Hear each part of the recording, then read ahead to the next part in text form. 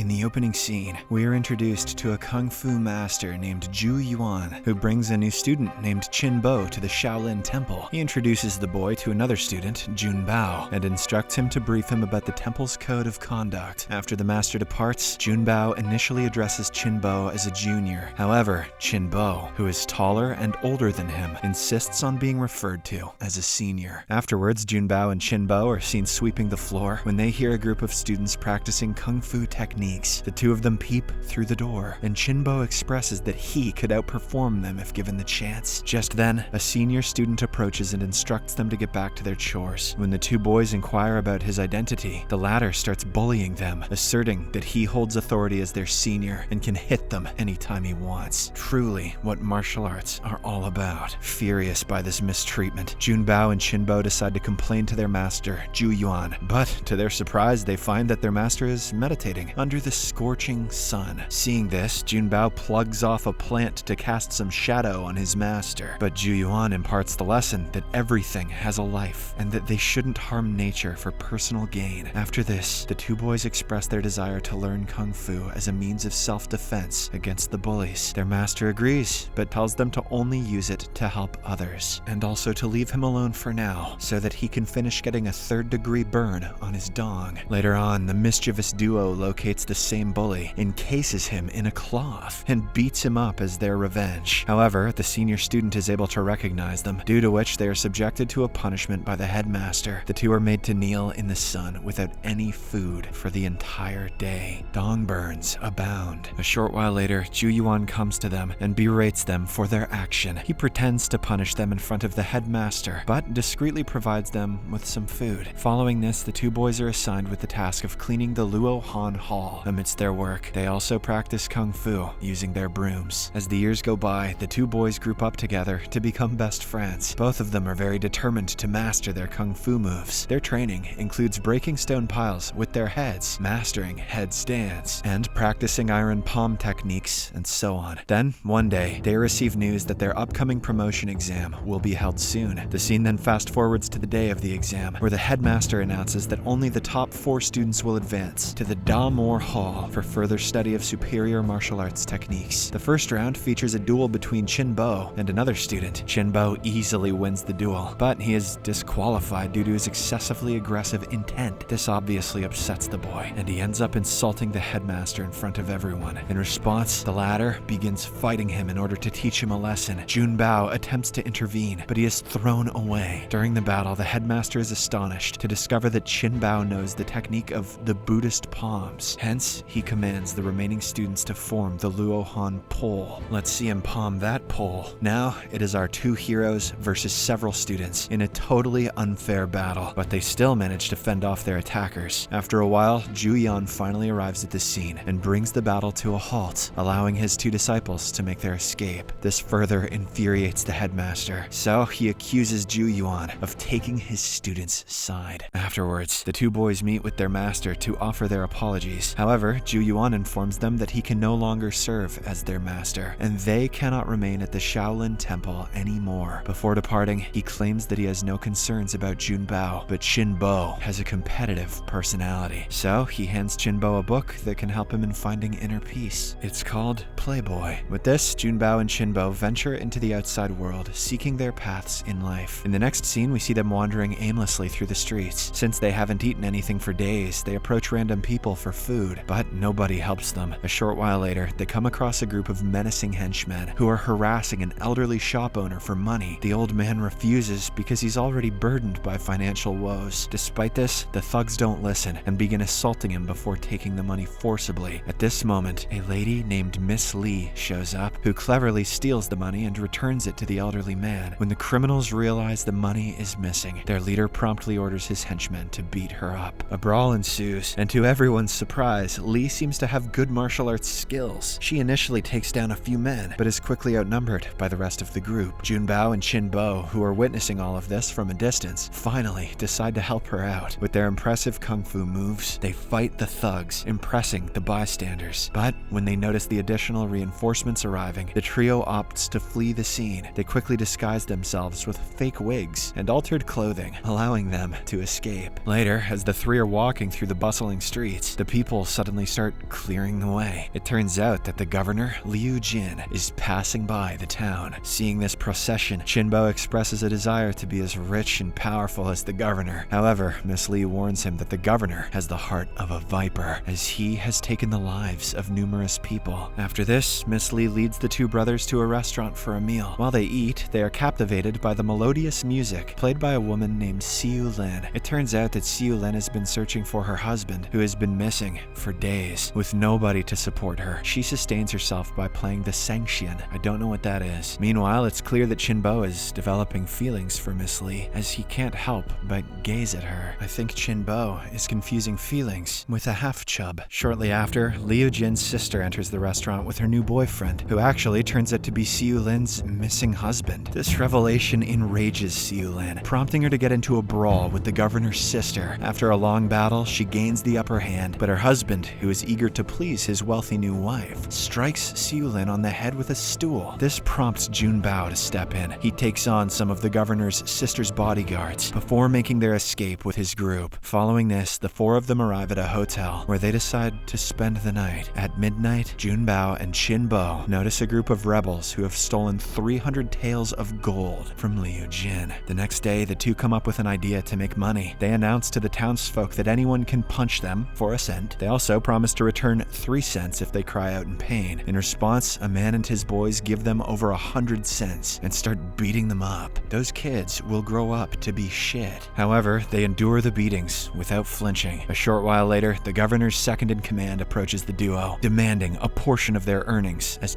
taxes. Jun Bao initially objects, but when the commander threatens them, Chinbo reluctantly hands over the money. He then makes a fool out of himself to impress the commander. Surprisingly, the plan works, and the commander asks him to join the royal eunuch, where Liu Jin is recruiting new members. Chinbo readily agrees, but Jun Bao is a bit hesitant. At last, he decides against it, resulting in the separation of the two best friends. In the days that follow, Jun Bao starts living in the restaurant with Miss Li, Siu Lin, and some other rebels. Some days later, Liu Jin's goons show up at the restaurant to collect illegal taxes, which seems to have increased due to the governor's greedy nature. However, Jun Bao and the rebels refuse to pay. This infuriates the goons, who then launch an attack on them. A fierce battle ensues, but Jun Bao's group overpowers the assailants, one by one. Despite this, one of the men manages to escape to alert Liu Jin. Jun Bao attempts to chase him on a horse, but his inexperience with riding causes him to struggle. Just then, Chin Bo, who is now a soldier at the Royal Army, arrives at the scene and kills the escaping man. The two friends then reunite and exchange stories about their divergent lifestyles. Before departing, Chin Bo warns Jun Bao to stay clear of the rebels, as they might get him into trouble. The scene then cuts to a competition that is being hosted at the Royal Barracks. It's revealed that the one displaying the most exceptional martial prowess will be chosen as the general. The contest begins, and a talented guy consistently defeats all the soldiers put before him. He then challenges anyone to a duel. Chin Bo grabs this opportunity and steps in for the fight. To everyone's surprise, he easily defeats his opponent and continues to take down the other challengers. Eventually, the competition comes to an end, but it is disclosed that Chin Bo has surpassed his rank, leading to his disqualification as a soldier. On the following day, Chin Bo shows up at the restaurant with some shocking news. He informs Jun Bao and the rebels that Liu Jin has discovered the killings and has dispatched troops to apprehend them. This worries the group, prompting them to pack their belongings and immediately vacate the restaurant. However, the restaurant owner is not so lucky, as he is caught and mercilessly killed by Liu Jin. Later on, Chin Bo, Jun Bao, and their companions resolve to assassinate Liu Jin in an effort to put an end to the ongoing conflict. Chin Bo points out that the majority of the soldiers will be away for training in a couple of days, making it an opportune moment to carry out their assassination plan. 2 days later, Jun Bao and Siu Lin assemble the local rebels and proceed to Liu Jin's barracks. They discreetly make their way to her quarters, only to be surrounded by soldiers. Here, it's revealed that Chin Bo has set up a trap against the rebels, as well as his best friend, showing his loyalty towards Liu Jin. Soon, hundreds of soldiers launch an assault. The rebels try their best to fight them back, but the soldiers kill them one after another. In the midst of this commotion, Chin Bo takes Miss Li to his study, as he wants her as his partner. Meanwhile, after a lengthy and brutal fight, Jun Bao somehow manages to escape the barracks with the other 3 rebels. In the aftermath, Chin Bo's loyalty impresses Liu Jin, so he promotes him to the position of embroidered uniform guard lieutenant. Yeah, I just made that shit up on the spot. How do you like it? He then orders Chinbo to persuade Junbao to work for them, or else eliminate him if he refuses. Later that day, Chinbo approaches Miss Li and starts forcing himself on her. Just then, Liu Jin enters the scene and asserts that a soldier shouldn't jeopardize his career for the sake of a woman. Also, a soldier shouldn't be a friggin' asshat. As a result, Chinbo kills Miss Li to prove his devotion to the governor's words. Still an asshat, though. Later, we learn that Siu Lin has also been held captive at the barracks. It is only a matter of hours before the evil guys kill her as well. A short while later, Junbao arrives at the barracks to rescue her. As per Liu Jin's orders, Chinbo tries to convince his friend to join the royal barracks and become rich like him. However, Junbao firmly declines and expresses his profound disappointment in Chinbo, who betrayed his closest friend for the sake of money. This results in a head-on brawl between the two former best friends. For the first few minutes, they're unable to harm each other, as both of them are equally skilled. But Junbao soon gains the upper hand and manages to free Siu Lin from captivity. The duo manages to somehow get away, but Junbao is injured in the process. After running for a while, Siu Lin brings Junbao to his safe house and provides him with medical care. The latter's injury seems to be so serious that he starts to display signs of mental instability. Regardless, Siu Lin dedicates her day and night in his care, hopeful for his eventual recovery. In the next scene, Chinbo makes all of his soldiers practice rigorous kung fu training. He warns that those who won't comply will be terminated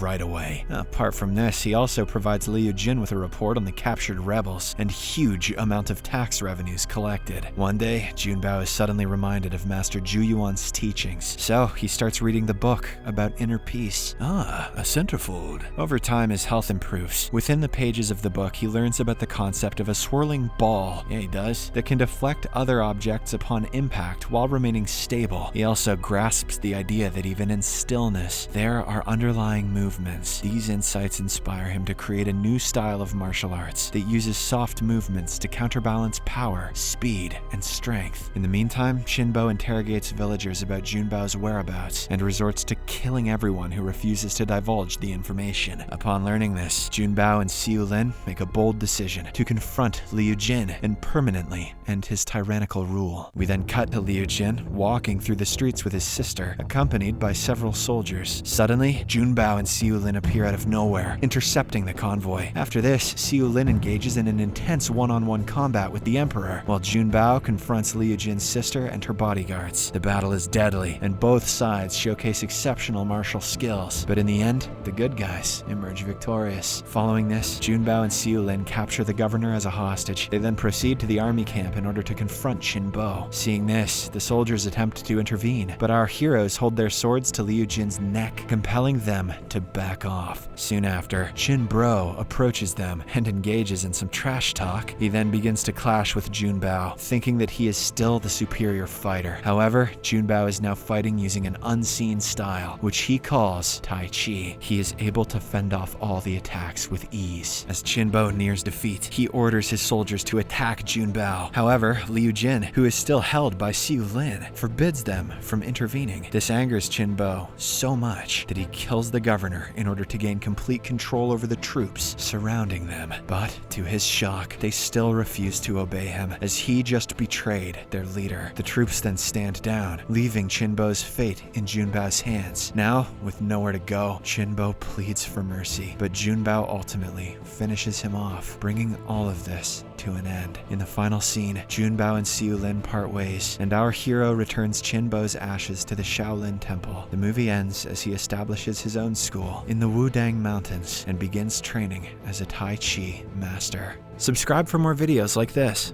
turn on notifications, and leave a like to help the channel out. Thank you for watching.